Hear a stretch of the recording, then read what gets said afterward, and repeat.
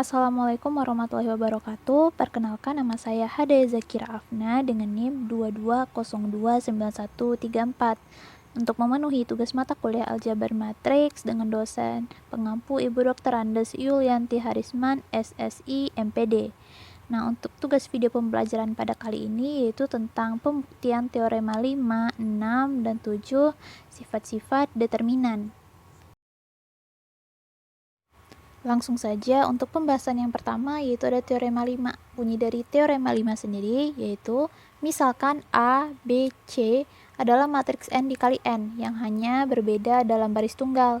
Katakanlah baris ke R dan anggaplah bahwa baris ke R dari C dapat diperoleh dengan menambahkan entry-entry yang bersesuaian dalam baris ke R dari A dan dalam baris ke R dari B.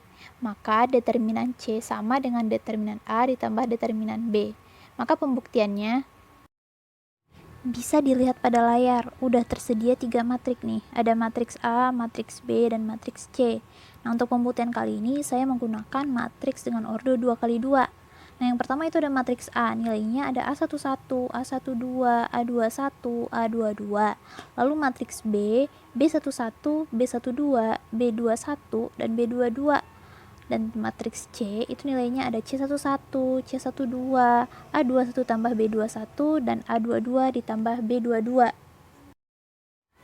Nah, setelah melihat ketiga matriks di atas, kita tahu nih bahwa nilai A11 itu sama dengan B11 dan B11 itu sama nilainya dengan C11. Ketiganya kita misalkan dengan X. Lalu ada nilai A12 nih. A12 ini sama dengan B12. B12 sama dengan C12. Sama juga nih dengan yang di atas. Ketiganya kita misalkan dengan Y. Nah, sekarang kita bakal lanjut nih ngebuktiin apakah determinan C itu sama dengan determinan A ditambah dengan determinan B. Dengan menggunakan metode kupu-kupu, kita dapat determinan A dan determinan B-nya. Sehingga determinan C sama dengan dalam kurung A11 dikali A22 dikurang A12 dikali A21 ditambah dalam kurung B11 dikali B22 dikurang B12 dikali B21. Sekarang setelah kita tahu nilai determinan A ditambah determinan B, kita perhatikan lagi nih. Dan kita dapat nilai X dan nilai Y-nya. Untuk X sendiri, determinan A punya A11 dan determinan B punya B11. Untuk Y, determinan A punya A12 dan determinan B punya A12. Untuk mengeluarkan nilai X dan Y-nya, maka kita dapat X dalam kurung A22 ditambah B22 dikurang Y dalam kurung A21 ditambah B21. Lalu nilai X dan Y ini kita kalikan ke dalam sehingga didapat X A22 ditambah X B22 dikurang Y A21 dikurang Y B21. Lalu nilai tersebut kita kelompokkan lagi A dengan A, B dengan B. Sehingga dalam kurung X A22 ditambah Y A21 ditambah X B22 ditambah Y B21. Karena hal tersebut, sekarang terbukti bahwa determinan C itu sama dengan determinan A ditambah determinan B. Sekarang kita masuk ke pembahasan yang kedua, yaitu teorema 6. Bunyi dari teorema 6 sendiri, yaitu jika A dan B adalah matriks kuadrat yang ukurannya sama, maka determinan A dikali B sama dengan determinan A dikali determinan B. Maka pembuktiannya, seperti yang sudah tertera pada layar, terdapat matriks A dan matriks B. Sama seperti halnya dengan pembuktian pada teorema 5 tadi, pada teorema 6 ini saya juga menggunakan matriks dengan ordo 2x2. Maka matriks A bernilai A11, A12, A21, dan A22, sementara matriks B bernilai B11, B12, B21, dan B22. Selanjutnya kita cari nih determinan dari masing-masing matriks tersebut. Sehingga didapat determinan untuk A sama dengan A11 dikali A22 dikurang A12 dikali A21. Sementara determinan untuk matriks B sama dengan B11 dikali B22 dikurang B12 dikali B21. Selanjutnya kita bakal cari nih nilai dari determinan A dikali B. Tapi sebelum lanjut, kita harus tahu dulu nilai dari matriks A dikali matriks B.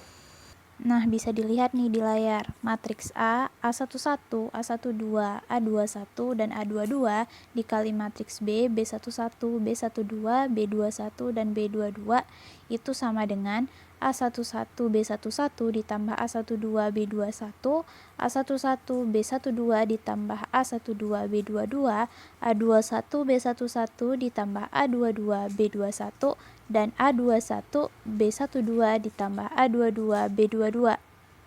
Nah, sekarang kita udah dapat nih nilai dari matriks A dikali matriks B. Baru deh sekarang kita cari nilai determinan A dikali B. Dengan menggunakan metode kupu-kupu, maka kita dapat determinannya dalam kurung A11, B11 ditambah A12, B21 dikali dalam kurung A21, B12 ditambah A22, B22 dikurang dalam kurung A11, B12 ditambah A12, B22 dikali di dalam kurung A21, B11 ditambah A22, B21.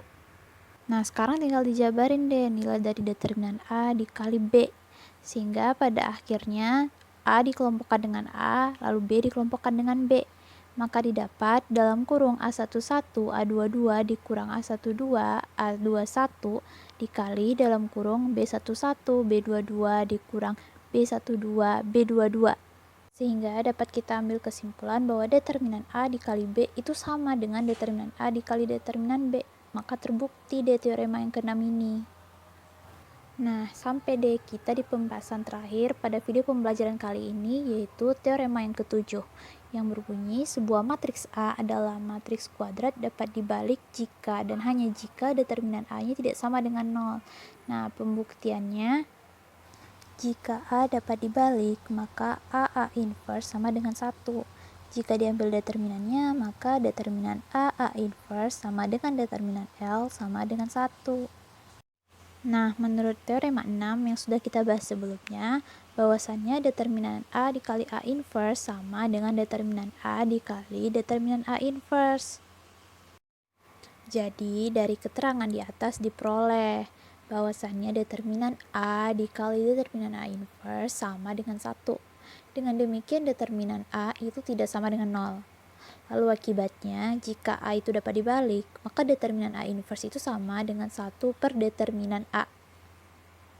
Buktinya itu tadi, diperoleh determinan A dikali determinan A inverse kurang 1, karena determinan A itu kan nggak boleh sama dengan 0, maka determinan A inverse sama dengan 1 per determinan A. Nah, itu dia tadi pemaparan saya tentang pembuktian teorema 5, 6, dan 7 tentang sifat-sifat determinan. Saya mohon maaf apabila ada salah kata. Saya akhiri dengan wabillahi taufiq wal hidayah. Wassalamualaikum warahmatullahi wabarakatuh.